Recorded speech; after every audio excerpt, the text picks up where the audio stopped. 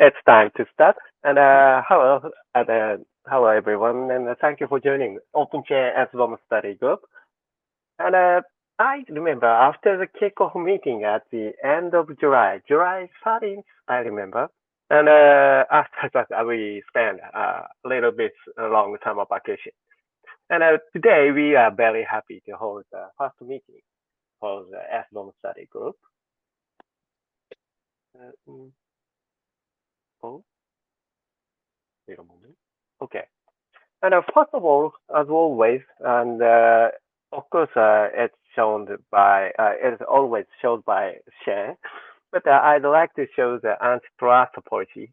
And this is an open source community event for the people belonging to various companies. So please do not violate this antitrust policy. And although we don't show here, there is a code of conduct in the Linux Foundation. So please follow it too. Okay.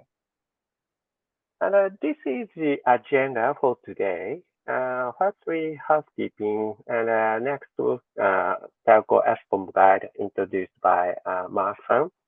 And after that, we'd like to discuss about that. And before moving to the housekeeping stuff, Shane, could you give some opening message? Of course. Thank you, Kubota-san. So everyone, this is a new study group for the OpenChain project, but we are building on the shoulders of giants. OpenChain has been doing stuff around SBOM since we started. The first and main requirement that we had in our first standard, as we built it in 2015 and 2016, was have an SBOM. Since then, our community around the world has been doing things on this topic. For example, creating SPDX Lite. The Japan workgroup did that. People on this call, like for instance, Ito-san from Renesas, Ninjoji-san from Toshiba, and of course Kubota-san from Sony. Some examples of people who created the SPDX Lite standard and helped get that contribution into the SPDX project and their releases. That type of work was always very practical. The SPDX Lite standard is designed to help small suppliers add a few SBOM tags into things like spreadsheets with minimal burden. And then larger companies like, for example, Sony, or looking across the world, a company like Bosch, etc., can quickly take that type of data from small companies and ingest it into bigger, more complete tooling, automation, and record keeping. We've also created determination of what's good around SBOM. Again, totally practical. The telco workgroup of the OpenChain project created an SBOM guide, and it's called the Telco SBOM guide. But what it does is much more than talk about something for telco per se. This SBOM guide asks and answers the question, if we're companies in the supply chain, we want to trust the supply chain, we want to deal with, let's say, compliance, but also regulatory requirements. What is it that we need for an SBOM to say this is of good enough quality to meet our goals? The Telco SBOM guide describes what's a quality SBOM to meet the goals of compliance and meet the goals of NTIA regulation. You'll find out more. Mark Etienne, who's the chair of Telco, will talk about that. Now, he's from Nokia, and his colleague, Gergely, is on the line. And they've done much more than just the guide. They continued into some automation, some validation, and that's where we had Nokia release something around validation. No doubt that'll be talked about later. And other companies like ByteDance in China have been contributing schemas and blah, blah, blah, all these things. Long story short, OpenChain has a vision of a more trusted supply chain for open source and the topics of compliance, all types of compliance. In SBOM, we've been using it as a tool, and we've been thinking, how do you use this tool in the real supply chain without breaking things, without disrupting things? How do we make sure we increase efficiency for the real problems today? That's what this study group's about, bringing it all together. We study the topic, and in the future, we may build new things around the topic. Kubota-san is our chair, but this is a group like every other we've done. Everyone is welcome to take part, contribute, share ideas, and help us build more. I'm sure the topic today is just one of many. For instance, I mentioned the schema from ByteDance, thinking about quality SBOM. That was created by a very cool engineer who's done all of that work in his spare time. Bosch is announcing it's going to release validators and schemas for things like, what if there's different formats of SBOM? How do I think about quality here? We have a lot to do. And today is the official start. So, Kubota-san, thank you so much. And Mark Etienne, thank you. And audience, thank you. Handing over, I think now, to Kubota-san, who will hand over to Mark Etienne, and then we'll have the presentation. Okay, thank you, Shane. And before starting the mark session, can I explain a short housekeeping stuff? And Oh, you have okay, short version. You have already seen being notified about the recording. This workshop is all recorded, and this study group's meeting is being held at a convenient time for European and Asia, especially for Japan. And since there are a few participants from the US, where SCOM discussions are very active, so we'd like to provide the recordings and the meeting notes and for future discussions with them. Also, for efficiency, meeting notes are generated by LLM from the transcript of the recording. So if there are any privacy issues and so on, please let us know. We will improve some situations. And now this page is based on the results of the last meeting. The purpose of this study group is to share information about the practical use of SBOM, as Shane described, as I explained. And also, for a while, in order to find issues once a month, in about an hour, we will be introduced to actual case studies and exchange opinions on them. And we have created a dedicated GitHub repository, and the old materials and the 9 minutes of the workshop will be shared there. And we also have a Slack and a mailing list for discussion. Please use as needed. And of course, we will post the event information there as well. Okay, that's all from my housekeeping stuff. So, okay, Max-san, could you start your presentation? Yes, I will share my screen. Okay, so now you should see my screen. it looks great. Okay, so let's go in full screen mode. So yes, as Shane already said, I'm from Nokia, and I'm currently leading the OpenChain telco work group. So I will explain what this work group is about. Then we'll discuss the main result of the work group, that is the OpenChain Telco SBOM guide. We'll describe the content of the guide, and lastly, we'll talk about the validator.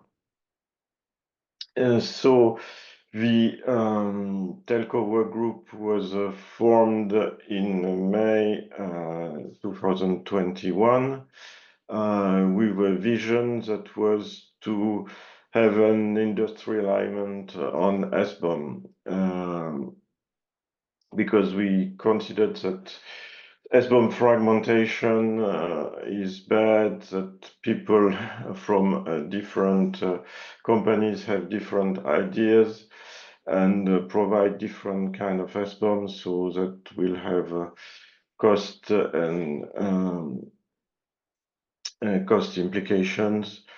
And we also thought that having an SBOM format is not a competitive advantage. So what we wanted was to define what a quality SBOM is for the telco industry and define it as precisely as possible. And third goal, we wanted to follow best practices in the industry. And so the goal was to define the content of the SBOM, but also how it should be handled, so how and when it should be distributed. So the telco work group was first chaired by Jimmy Alberg from Ericsson, and when he moved to other responsibilities in the OpenChain project, I took the lead on it. But I want to thank him for starting this project. The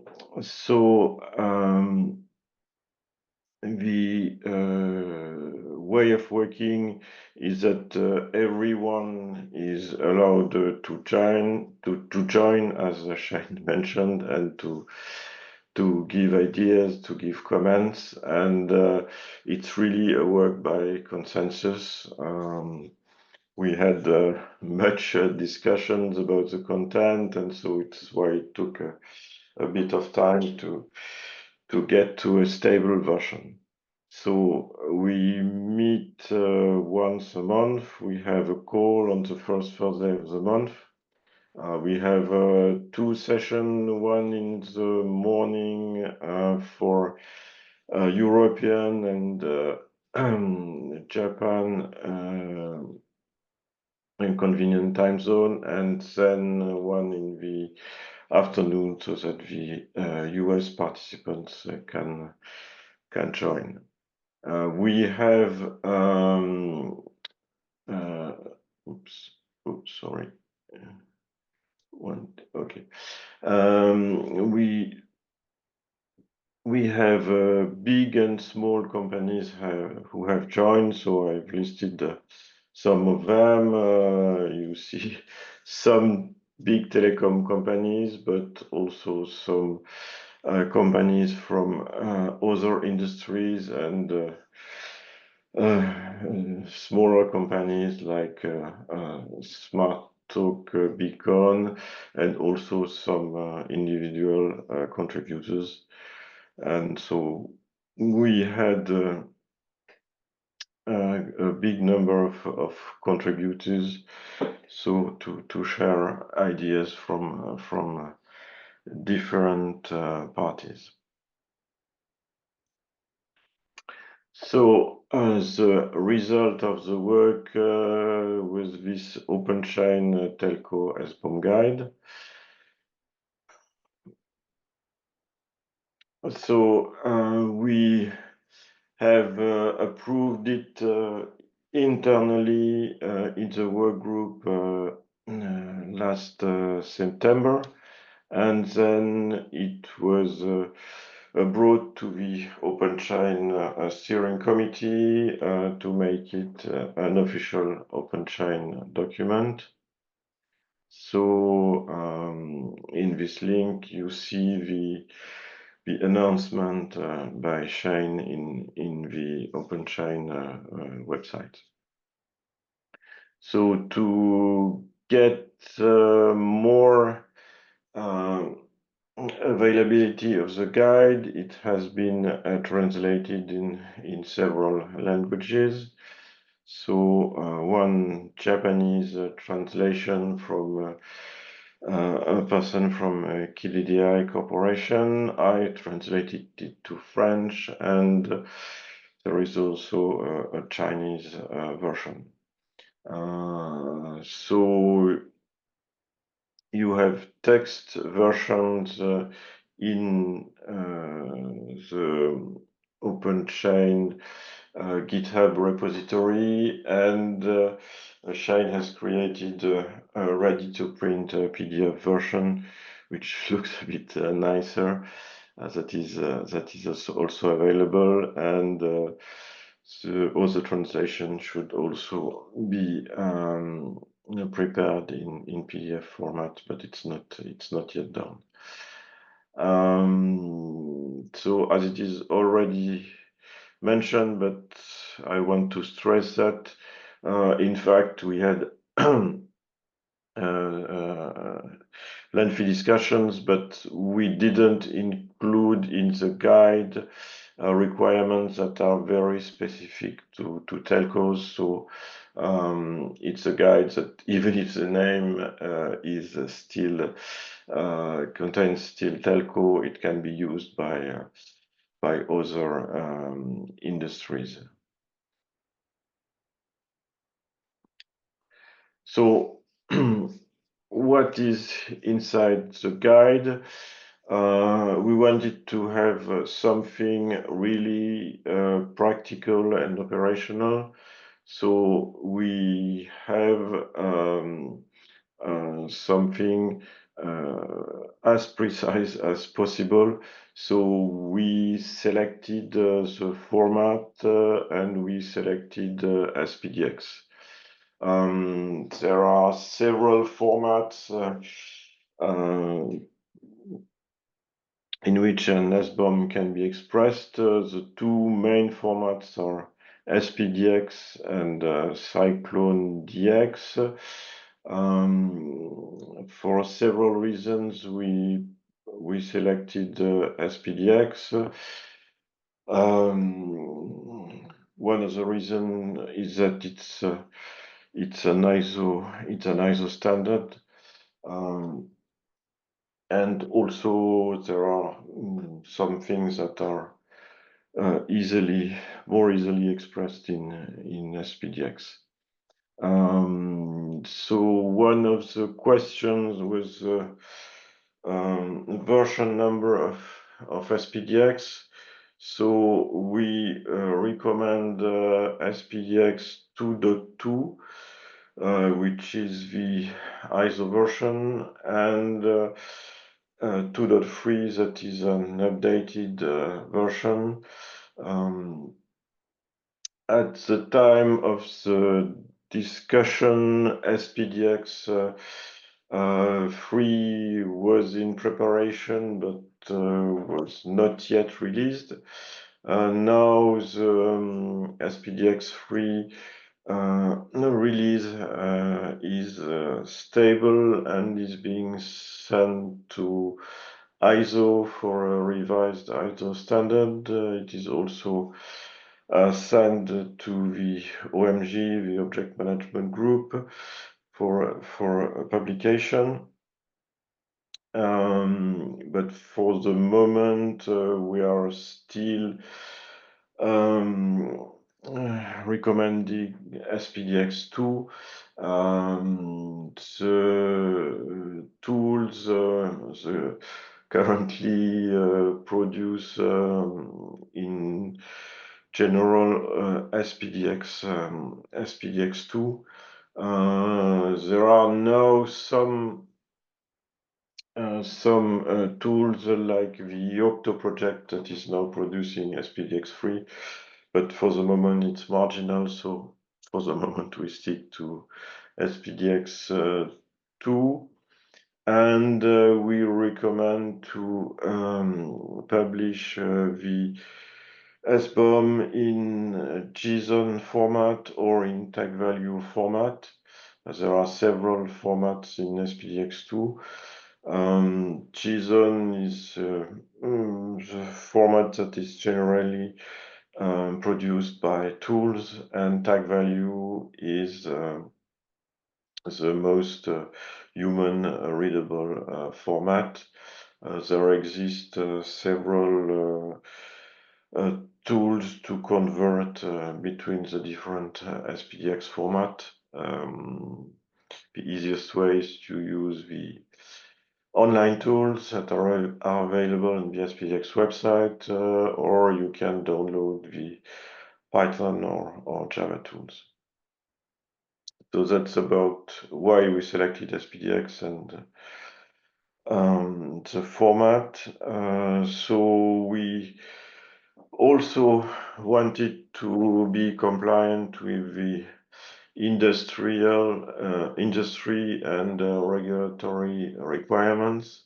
So we include the NTAA minimum elements, and we require the use of the CISA SBOM types. As you probably know, CISA has defined 5 SBOM types depending when the SBOM was generated. So one important thing is that we have different levels of requirements. So some requirements are a must, and other requirements have a shall or a should. They are less mandatory, so we follow the RFC that describes that.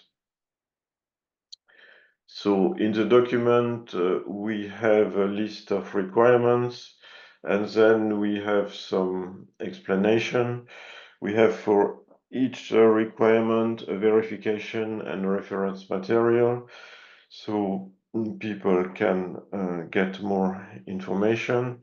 And we have a rationale section that describes why we made this choice.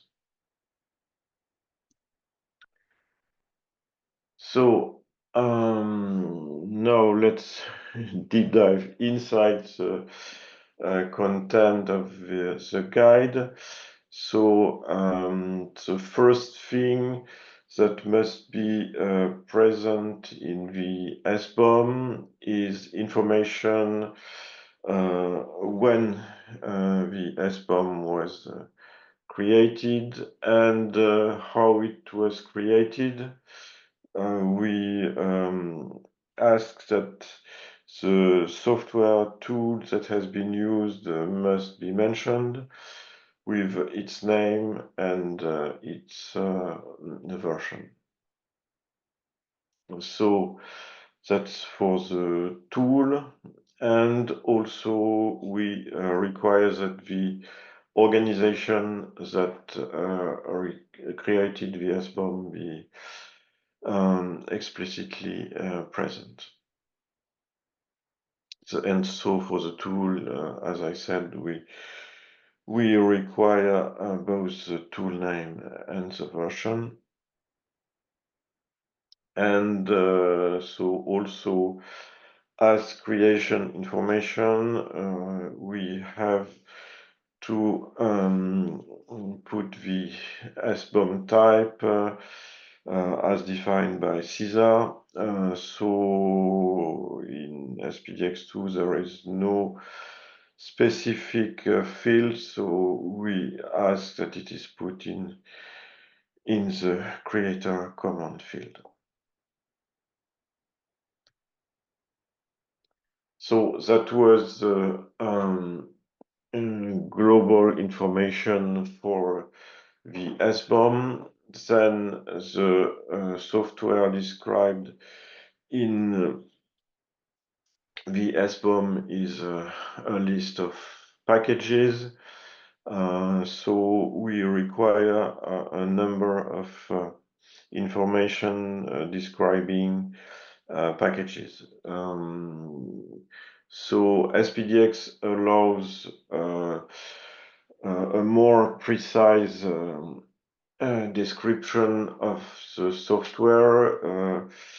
You can include in SPDX information about files, and even with more granularity, you can give information for code snippets, but that is not required by the guide.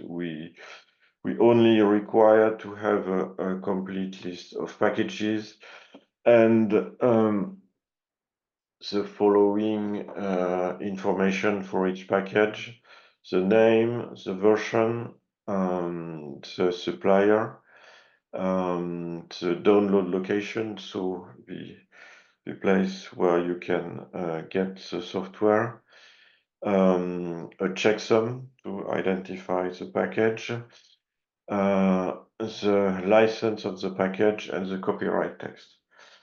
And last thing, we recommend, with a should, so not a must, but we recommend that the package should be identified by a package URL, which is also known as a PURL. I have put here a link to the PURL specification. So it's, if you don't know what it is, it's a specification that was created by the community under the umbrella of the NextB company. The NextB company is creating open source tools, the most known one being ScanCode. So they wanted to create a universal way to precisely identify a package, because there were already some other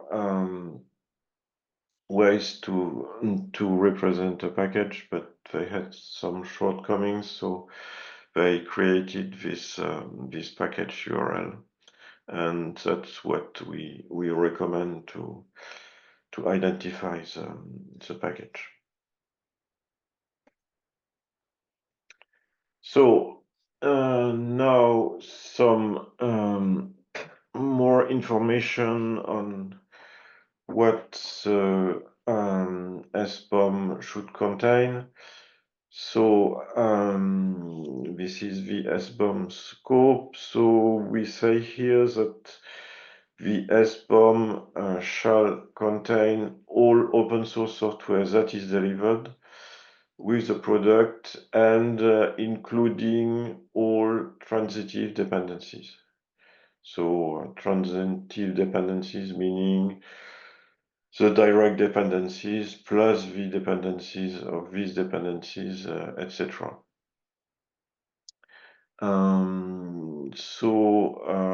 Then we have a less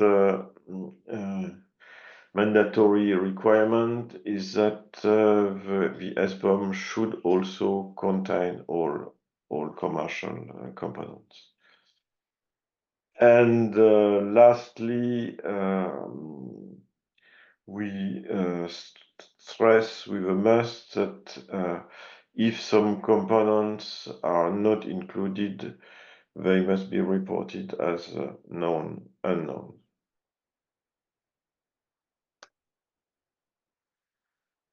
So that was about the content of the SBOM itself.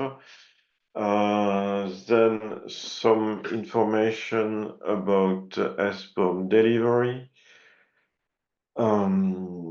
So the SBOM shall be delivered no later than the time of the delivery of the software.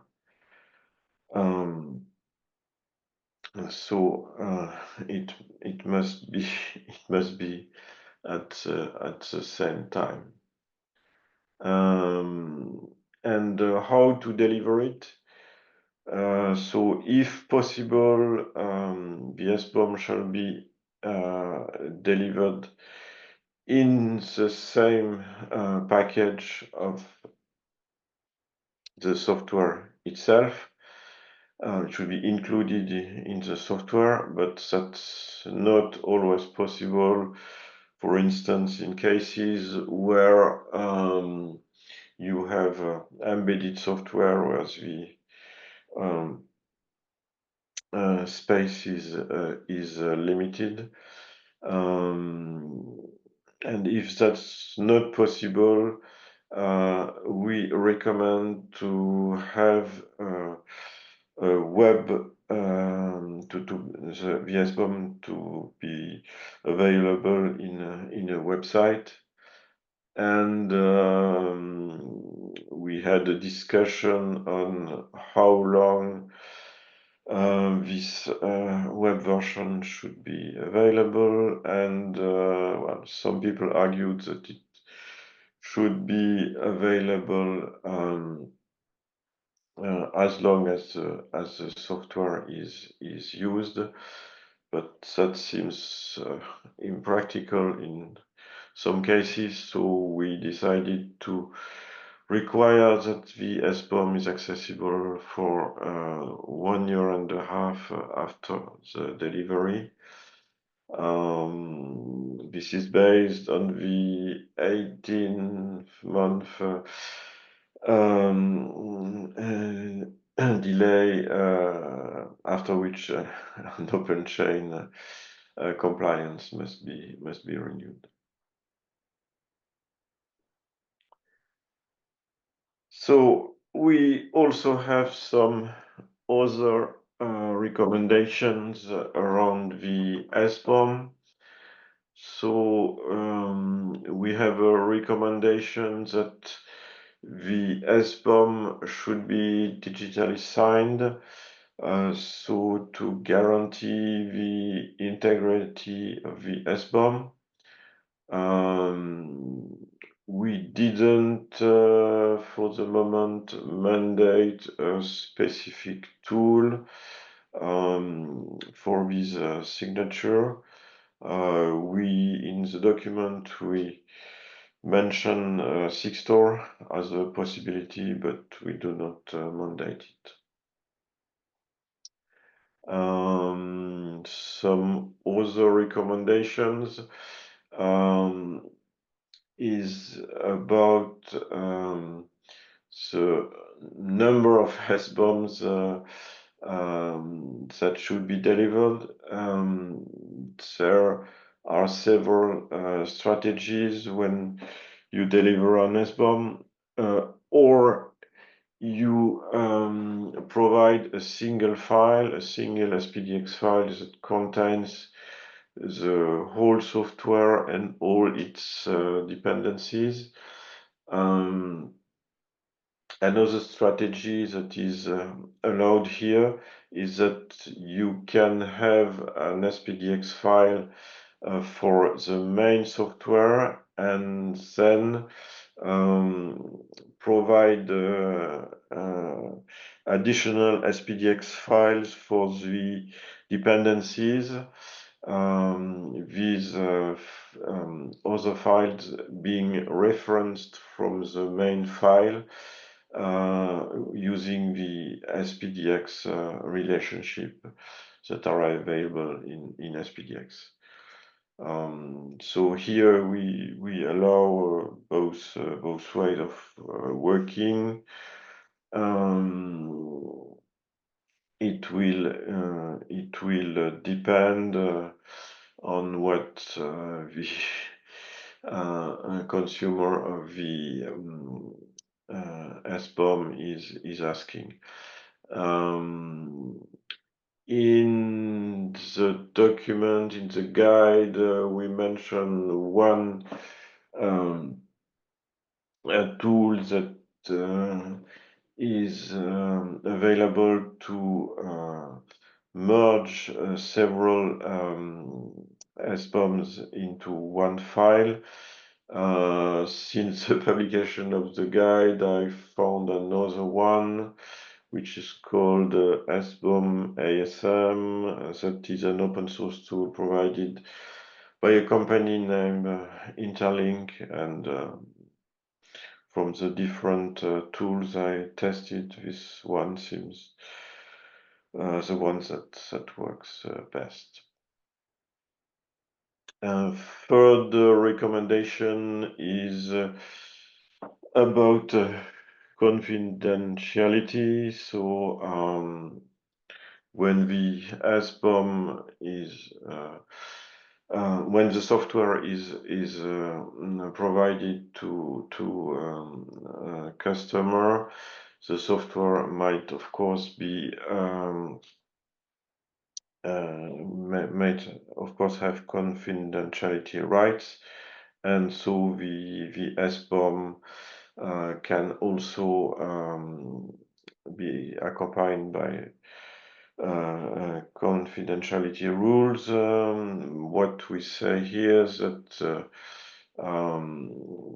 if the software can be redistributed, the SBOM should have the same rights and should be able to be redistributed also. So now we went through the content of the guide. So the last thing I wanted to share with you is that there is now a tool to validate an SBOM against the guide. So that was developed by Gergely and myself at Nokia, and so it's a Python program that we give to the community. It's licensed under the Apache 2.0 license. It's available on the same GitHub repository as the guide, and so we have a version available on GitHub, and soon we will publish it on PyPy, so it's even easier to install it. So it's open source, so we welcome tickets and improvements in the form of GitHub merge requests. So how does it work? So you just have to provide the SPDX file in any format, type value, JSON or other, to the tool, and if the tool finds issues in the SPDX file, it will produce a report. So the first thing that the tool will verify is that if it is a conformant, a valid SPDX file. So this is done using the SPDX Python library that is available on GitHub. And if it's valid, we provide some errors with respect to the guide. So it's displayed as a table. So here we have a small example. So here you have 3 errors. So the first line is that it is not conformant to NTIA because there is for this package lib LDAP 2.4.2 there is no package supplier or package originator, and so for the same package we have also 2 errors. the checksum is missing and the supplier is missing. So, well, the first and two errors are about the same.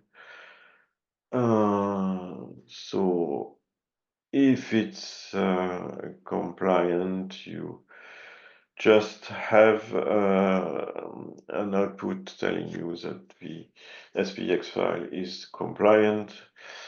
So here we have a recursive thing.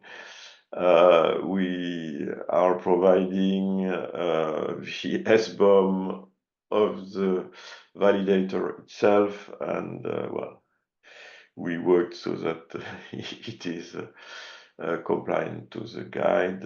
So it has not been published to the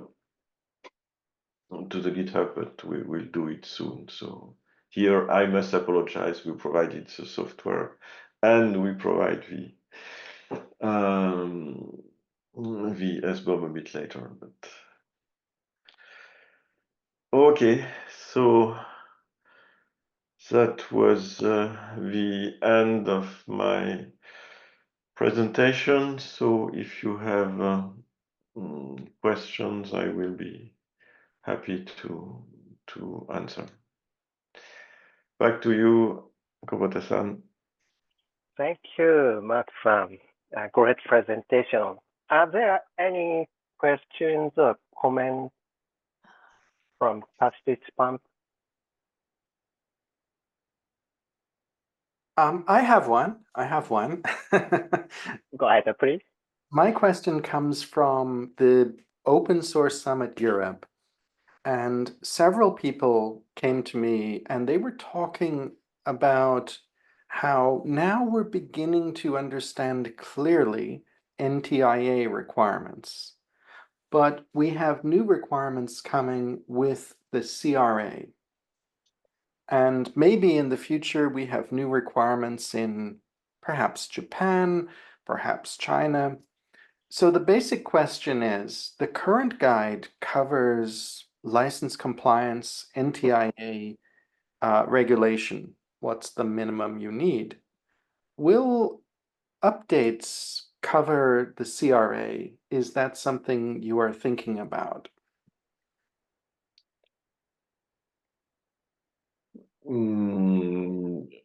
Honestly, I didn't think about it for the moment, but yes, we should look at it.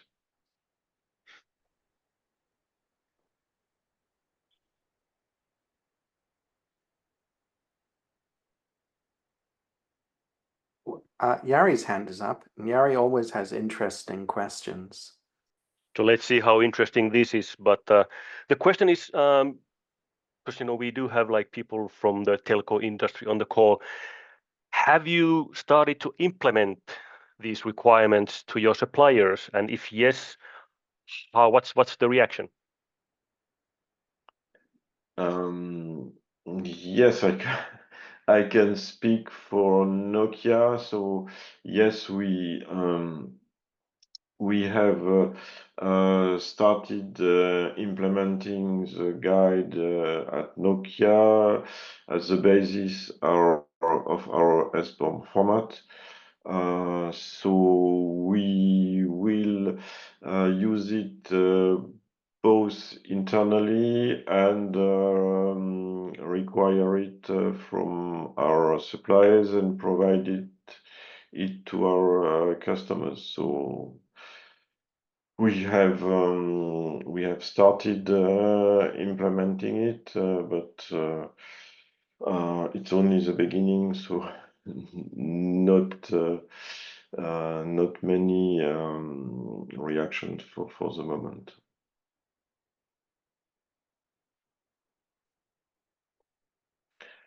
Anybody else? Jimmy? Is Jimmy still on the call? No. We may have lost Jimmy.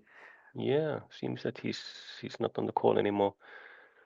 But yeah, it would be interesting to let's say learn, I don't know, 6 months from now, or I don't know, 12 months from now, that what has been the reaction and how well they have been able to fulfill that, this guide requirement. And Balakrishna had a note about that. Balakrishna, would you like to jump in and just share your comment? Yes, thank you.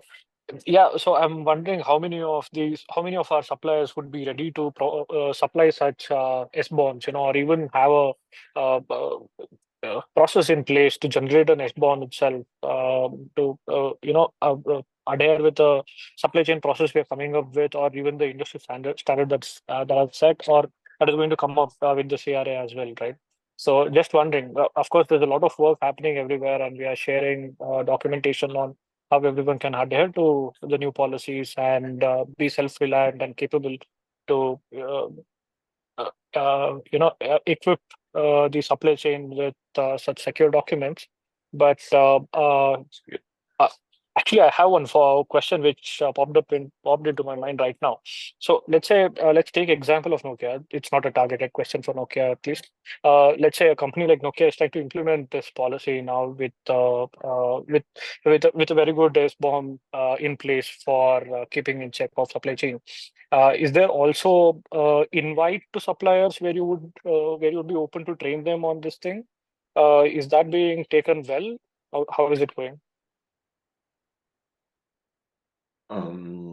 Yes, as I said, we are in the process of requiring SBOMs from our suppliers, but no, I don't think we have we have started training them on what they should provide. Right. I can ask this question to Yari as well. Yari, since you interact with quite a few people, right? Do you see a possibility where a consumer would be open to educate a supplier on the needed SBOMs to secure their supply chain? Has this happened ever before? Currently, I'm not aware that companies are doing that, but I don't see why it couldn't happen. But I think in the end, the whole industry, they will need to, be able to provide, and they need to seek, their, I don't know, own ways, or I don't know if there's some tooling companies coming and helping them out.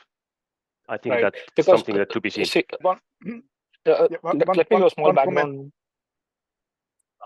One comment to this: like I see the value of the SBOM guide here, because we can educate our partners using the SBOM guide as a standard, as a baseline for the industry, and this is our target with the guide for the telco industry. That's the power of it. It's not just like Nokia opinion, but we are throwing to them. Right. No. Yeah, that's why I said it's an open-ended question and not targeted to Nokia. I just wanted to know your opinion on that. The thing is, the reason why I brought this up is my personal observation is only the large-scale companies around European region or Japanese region are capable and are willing to provide such as bombs, right? But I think about 60% of our vendors, they comprise of medium scale companies or small scale companies, and either they are not educated about this particular topic, or they are not trained enough to work on this topic, right? So this has been my observation, hence I brought this up to know if any company has a practice which they have implemented already, which I can take as a success story probably in my next interaction with whichever companies, or in my own company actually. Can I would have a counter go ahead, question. please. Yeah.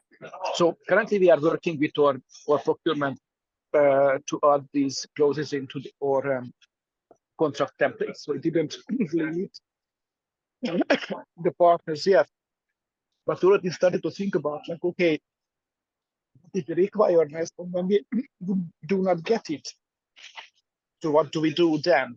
Should we just hide this information, or should we convey the information downstream, saying in our own SBOM that, by the way, there is a whole chunk of components missing from our SBOM because we did not receive the SBOM from an upstream company? So what do you think would be the best way to handle this kind of situations, because I think we will run into this in the beginning of this journey.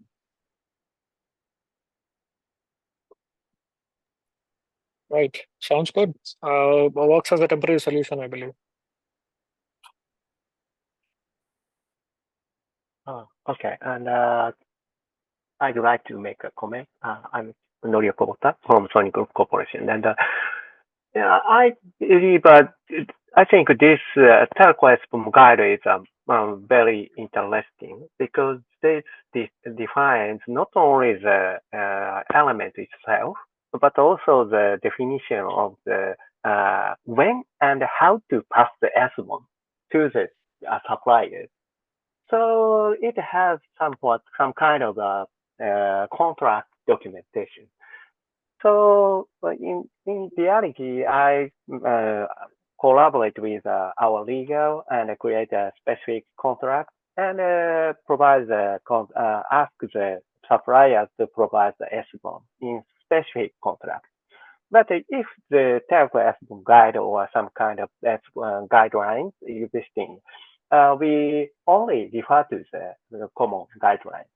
That makes us to easier to provide the SBOM, and it can be education material as well. That's my opinion.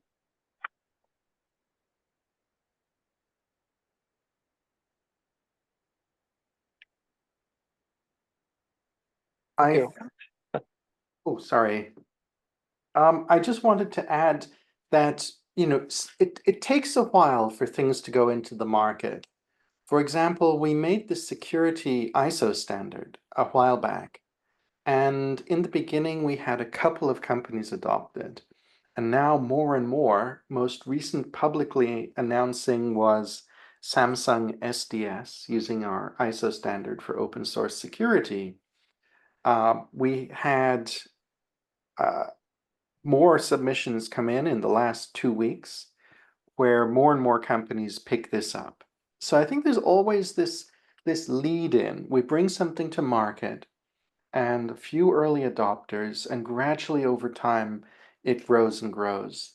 So part of the game is the patience and also the listening to find out, where are people having trouble understanding this? How do we support them? What do they need?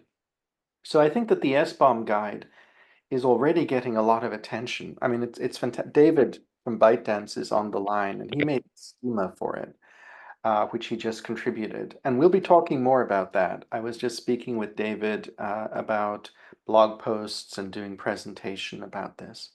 We had Nokia lean into this, building on what Ericsson had done. Nokia completed it, not just completed it, but created a validator. KDDI contributed translations and thoughts and improvements. Now we have ByteDance on it. And this kind of momentum is the starting point, but it takes a while for it to go out into the industry. So I think patience is key, and being ready to help people with education material. And Yari just said, should we make education material for SBOMs for the suppliers? Yes, and I think the guide is, correct me if I'm wrong, Market, but I think the guide is the foundation for that, and we can maybe expand the guide and add extra material, etc., etc. Yes, yes. One comment I wanted to make is that, as you said, it takes time for things to be known and used. So yes, what I would like is that there is some stability so that we don't rush to make a new version of the guide, but first have it implemented and get feedback from practical use before creating a new version.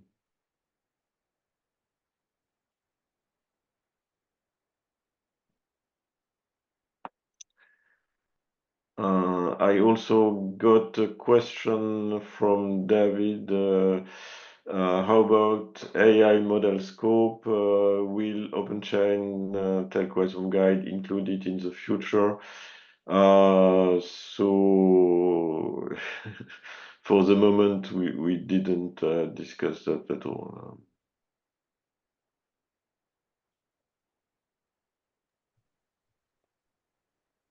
But I think we should clearly state in this call whatever the answers are to that discussion. So it's like this call is part 1. And it's not 0.1, let's say. There's a saying in English, and I think it's also in Japanese and some other languages. For being a carpenter, measure twice, cut once. Prepare carefully, no rush, get it right.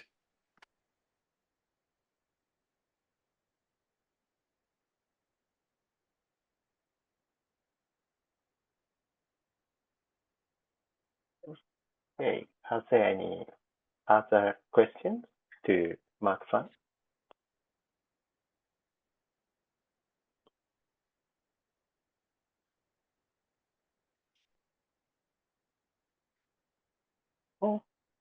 Okay.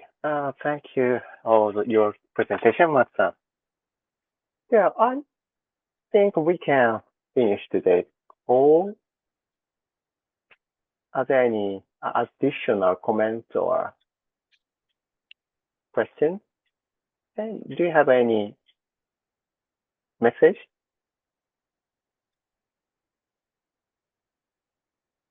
I just want to say I think this is a great starting meeting. We have a lot to talk about. And the most important thing, Kubota-san, thank you for bringing people together. And everyone, we really want you to be part of everything we do. You are in charge of where we're going with this work to help the supply chain. So please be back for the next meeting. Help us talk about where we go next with these guides, and also learn about things like, for instance, the new schema from ByteDance. And we must find out from Bosch exactly what they're up to.